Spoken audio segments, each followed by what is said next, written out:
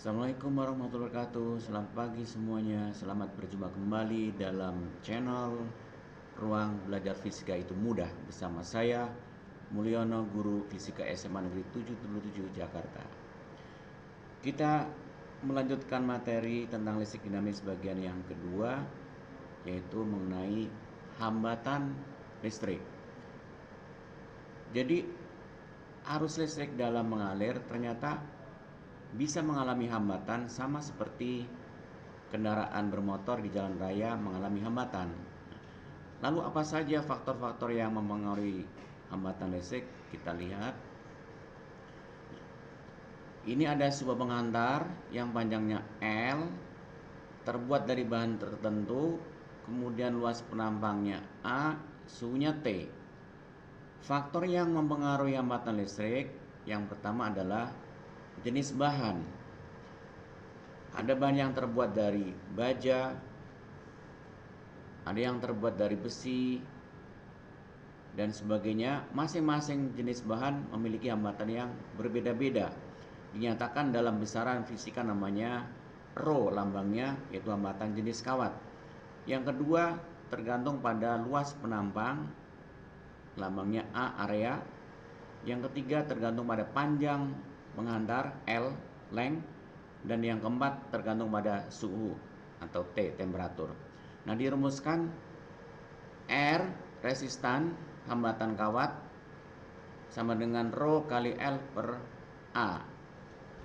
Dengan R-nya hambatan kawat dalam satuan ohm, Rho-nya hambatan jenis kawat satuannya ohm meter, L panjang kawat satuannya meter, dan A luas penambang kawat satuannya meter persegi.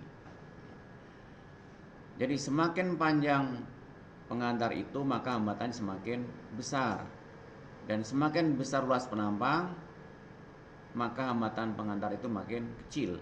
Jadi pengantar hambatannya berbanding lurus dengan panjang kawat dan berbanding terbalik dengan luas penampang kawat.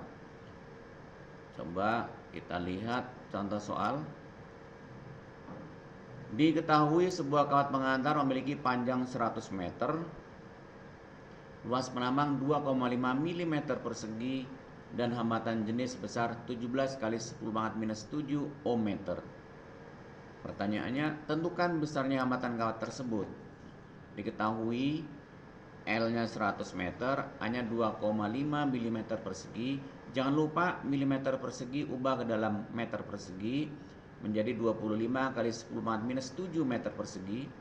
Kemudian Rho hambatan jenisnya 17 kali 10⁻⁷ ohm meter. Ditanyakan R, maka jawabannya dengan persamaan R sama dengan Rho kali L per A, 17 kali 10⁻⁷ kali 100 dibagi 25 kali 10⁻⁷, hasilnya 68 ohm.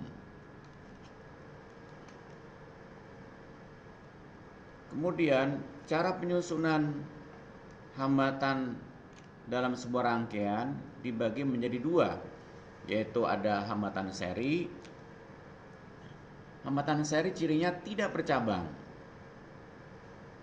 Jadi antara hambatan 1 dengan hambatan 2 dan seterusnya tidak ada percabangan. Ini ada 3 hambatan, R1, R2, R3 dipasang seri. Nah, kalau hambatannya terlalu banyak, maka nanti rangkaian tidak efisien. Maka ketiga hambatan ini bisa diganti dengan sebuah hambatan pengganti yang namanya RS. Untuk hambatan yang disusun seri, cara menentukan penggantinya R sama dengan jumlah aljabar dari masing-masing hambatan. Jadi R seri atau R total sama dengan R1 tambah R2 ditambah R3 dan seterusnya sampai dengan Rn. Berapa banyak hambatan yang disusun seri tersebut. Dalam rangkaian seri, maka kuat arus yang mengalir dalam setiap hambatan semuanya sama. Jadi I yang berasal dari sumber tegangan mengalir melalui R1, kemudian melalui R2, kemudian melalui R3. Ini semuanya besarnya sama. Dalam rangkaian seri, kuat arusnya sama semua. Kemudian jenis yang kedua adalah rangkaian paralel. paralel. Ciri rangkaian paralel ada titik percabangan. Kita lihat dari R1 ke R2, dari R2 ke R3. Nah, ini ada titik percabangan, maka disebut dengan rangkaian paralel. Nah, untuk menentukan rangkaian penggantinya, kalau paralel, 1/R paralel atau 1/R total sama dengan 1/R1 ditambah 1/R2 ditambah 1/R3 ditambah 1/Rn. Pada rangkaian seri ini akan memperbesar hambatan total, sedangkan pada rangkaian paralel akan memperkecil hambatan. Kemudian yang ketiga, susunan seri pada hambatan. Kita lihat R1, R2, R3 tidak ada percabangan ini. Antara titik A dengan titik B punya beda potensial VAB. Antara titik B dan titik C punya beda potensial VBC. Dan antara titik C dan titik D punya beda potensial VCD. Antara titik A dengan titik D punya beda potensial total VAD. Pada rangkaian seri berlaku potensial total antara titik A dengan titik D VAD sama dengan VAB ditambah VBC ditambah VCD. Atau VAD itu sama dengan I total kali RS rangkaian serinya sama dengan VAB itu I kali R1, VBC itu I kali R2, VCD itu I kali R3. Karena rangkaian seri I-nya sama, maka I-nya ini bisa dihilangkan sehingga RS sama dengan R1 ditambah R2 ditambah R3. Kesimpulannya, beberapa hambatan bila disusun seri akan memiliki hambatan lebih besar, namun tegangan pada masing-masing hambatan menjadi kecil. Berikutnya, contoh soal ini. Ada 3 hambatan R1, R2, R3 yang besarnya masing-masing R1 30 ohm, R2 40 ohm, R3-nya 10 ohm. Berapakah hambatan pengganti dari rangkaian di atas? Karena seri mudah, kita tinggal menjumlahkan saja. R total sama dengan R1 tambah R2 tambah R3, 30 ditambah 40 ditambah 10 sama dengan 80 ohm. Kemudian susunan paralel pada hambatan. R1, R2, R3 ini susunan paralel, bisa diganti dengan sebuah hambatan yang besarnya Rp. Kita lihat I yang menuju titik cabang adalah I total, kemudian terbagi menjadi 3, ada I1, ada I2 dan I3. Maka di sini berlaku I total I sama dengan I1 ditambah I2 ditambah I3. Kemudian VAB dibagi RP sama dengan VAB dibagi R1 ditambah VAB dibagi R2 ditambah VAB dibagi R3. Karena paralel VAB-nya sama semua bisa dihilangkan sehingga diperoleh persamaan 1/RP sama dengan 1/R1 ditambah 1/R2 ditambah 1/R3. Kesimpulannya, bila beberapa hambatan disusun secara paralel, maka hambatan totalnya menjadi lebih kecil dari masing-masing hambatan, tetapi tegangannya tetap. Kita lihat contoh soalnya. Ini ada 3 hambatan R1, R2, R3 yang disusun paralel dengan besarnya masing-masing hambatan R1 10 ohm, R2 15 ohm, R3 30 ohm. Berapakah hambatan pengganti dari rangkaian? Kita lihat jawabannya dengan menggunakan persamaan 1/R total atau 1/RP sama dengan 1/R1 ditambah 1/R2 ditambah 1/R3 dengan memasukkan angka-angkanya. 1/R sama 1/10 ditambah 1/15 ditambah 1/30. Samakan penyebutnya, jangan lupa 10, 15, 30. Samakan penyebutnya 30 sehingga yang di atas menjadi 3 ditambah 2 tambah 1 6/30. Jangan lupa membalik karena ini 1/R. Sehingga R-nya dibalik, 30 dibagi 6 sama dengan 5 ohm. Berikutnya rangkaian campuran, gabungan antara seri dan paralel. Kita lihat di sini ada 4 buah hambatan, 10 ohm, 30 ohm, kemudian 15 ohm, dan 5 ohm. Kita lihat yang tengah dulu, 30 ohm dan 15 ohm ini dirangkai secara paralel. Dari mana tahu? Karena kita lihat dari 30 ke 15 ini ada titik percabangan. Ingat, setiap ada rangkaian yang bercabang itu namanya paralel. Maka ini diselesaikan lebih dahulu, 30 ohm dengan 15 ohm.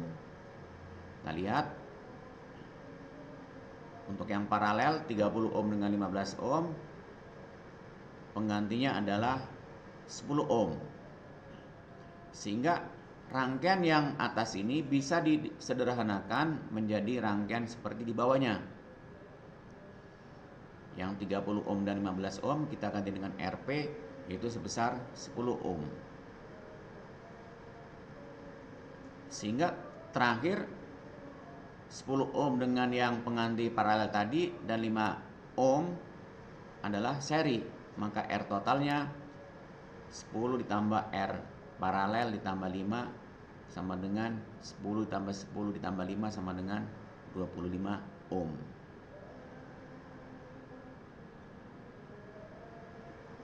Kita lihat sekarang ada 4 buah hambatan, 8 ohm dan 7 ohm. Ini disusun secara seri. Kemudian yang 20 ohm dan 10 ohm ini juga seri. Yang seri ini kita selesaikan lebih dahulu. RS1 yang pertama 8 tambah 7 sama dengan 15 ohm. Kemudian yang RS2 20 ditambah 10 sama dengan 30 ohm. Sehingga rangkaiannya bisa disederhanakan, yang atas penggantinya RS1, yang bawah penggantinya RS2.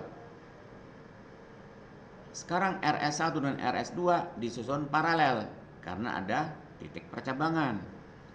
Sehingga 1/R paralel sama dengan 1/RS1 ditambah 1/RS2. Kita masukkan angkanya 1/15 ditambah 1/30 sama kan menyebutnya 30, atasnya menjadi 2 tambah 1, 3/30. Jangan lupa dibalik sehingga R-nya sama dengan 30 dibagi 3 sama dengan 10 ohm. Baik, berikutnya kita lanjutkan ke susunan seri GGL. GGL singkatan dari gaya gerak listrik. Gaya gerak listrik. Ini ada 3 baterai. Cara penyusunannya jangan terbalik positif dan negatifnya. Jadi kalau ada 3 baterai, cara menyusun seri selang-seling positif negatif, positif negatif, positif negatif. Kutub yang positif dilambangkan dengan kaki yang lebih panjang, kutub yang negatif dilambangkan dengan kaki yang lebih pendek. Jadi ketiga baterai ini bisa disimbolkan dengan lambang GGL E. Ini baterai yang pertama, ini untuk baterai yang kedua, ini untuk baterai yang ketiga. Positif negatif, positif negatif, positif negatif. Di sini ada R kecil. R kecil itu melambangkan hambatan dalam baterai. Sehingga jika ada N buah baterai disusun seri, maka untuk menghitung GGL totalnya atau E totalnya sama dengan N kali E salah satu baterai. Dan R totalnya sama dengan N kali R salah satu baterai. Dengan E GGL satuannya volt, R hambatan dalam satuannya ohm, dan N jumlah baterai. Kemudian kalau susunan paralelnya, kita lihat cara menyusun baterai secara paralel. Susun ke bawah, kemudian ada titik cabang. Jangan kebalik, positifnya semuanya ada di sebelah kiri, negatifnya semuanya ada di sebelah kanan. Ini bisa dilambangkan untuk rangkaian paralel GGL seperti ini. Kemudian untuk menghitung GGL totalnya, ingat kalau paralel GGL-nya sama semua, jadi E total sama dengan E salah satu baterai, dan hambatan dalam totalnya sama dengan hambatan dalam salah satu baterai dibagi jumlah baterai yang disusun paralel. E total sama dengan E, R total sama dengan R bagi N. Apa itu GGL atau gaya gerak listrik? Gaya gerak listrik itu sama saja dengan beda potensial voltage antara ujung-ujung sumber tegangan pada saat tidak mengalirkan arus listrik atau dalam rangkaian terbuka. Jadi GGL itu beda potensial atau tegangan ujung-ujung sumber tegangan pada saat tidak mengalirkan arus listrik atau rangkaian terbuka. Ini cara mengukur GGL dengan menggunakan voltmeter. Cara membaca voltmeter sudah kita pelajari di pertemuan sebelumnya. Kutub positifnya dihubungkan dengan kabel pada salah satu terminal voltmeter, misalkan 1 volt. Kemudian kutub negatifnya kita hubungkan dengan kabel pada terminal 0 volt.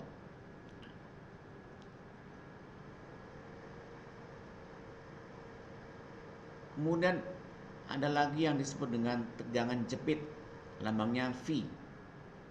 Tegangan jepit adalah beda potensial antara ujung-ujung sumber tegangan saat mengalirkan arus listrik atau dalam rangkaian tertutup. Jadi kebalikan dari GGL. Kalau tadi GGL rangkaiannya terbuka, tegangan jepit rangkaiannya tertutup. Jadi jika baterai dihubungkan dengan sebuah lampu, kemudian lampunya menyala, ada arus yang mengalir, beda potensial pada ujung-ujung baterai ini disebut dengan tegangan jepit. Rangkaiannya bisa digambarkan seperti ini lambang lampu, kemudian ini lambang baterainya, ini voltmeternya. Hukum Ohm dalam rangkaian tertutup. Untuk sebuah GGL kita lihat, ini GGL-nya E dengan hambatan dalam R kecil. Antara titik P dengan titik Q ada sebuah hambatan R. Maka hubungan GGL dengan tegangan jepit bisa dituliskan dalam bentuk persamaan E sama dengan VPQ ditambah I kali R kecil. GGL-nya sama dengan beda potensial antara ujung-ujung R atau antara titik P dengan titik Q ditambah dengan I kali R kecil, hambatan dalam baterainya. Sehingga untuk mengukur kuat arus yang mengalir dalam rangkaian, I-nya sama dengan E GGL dibagi R total. R besar, R hambatan luar ditambah R kecil, hambatan dalam baterai. Sehingga bisa dituliskan persamaan tegangan jepit VPQ sama dengan I kali R besar, R luar saja. Saya ulang lagi, tegangan jepit bisa dituliskan V sama dengan I kali R besar. R-nya hanya hambatan luar saja. Demikian pertemuan hari ini. Semoga apa yang saya sampaikan bisa dimengerti oleh kalian. Kalau ada hal-hal yang kurang jelas, bisa dihubungi saya, silakan melalui WA bisa, atau email juga bisa. Kemudian ini ada tugas mandiri untuk latihan kalian di rumah. Berikutnya kalian kerjakan kuis yang ada di Moodle. Terima kasih. Wassalamualaikum warahmatullahi wabarakatuh.